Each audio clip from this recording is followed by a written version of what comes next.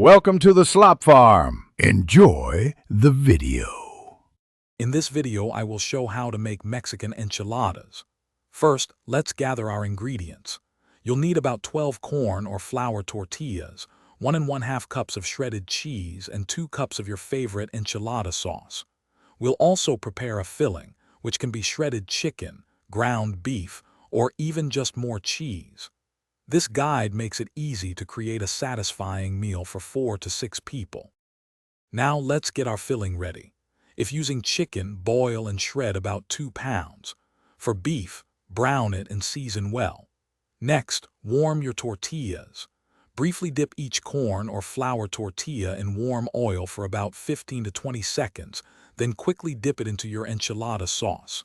This makes them soft and prevents tearing when you roll them, ensuring a perfect enchilada every time. Time to assemble. Take a sauce tortilla, add about 1/4 cup of your filling and a sprinkle of cheese. Roll it up tightly and place it seam side down in a 9 by 13-inch baking dish. Repeat until all tortillas are used. Pour any remaining enchilada sauce over the top, then generously sprinkle with more cheese. Bake at 375 degrees Fahrenheit for 20 to 25 minutes until bubbly. Your delicious homemade enchiladas are ready. Garnish them with fresh cilantro, a dollop of sour cream, or some sliced avocado for extra flavor.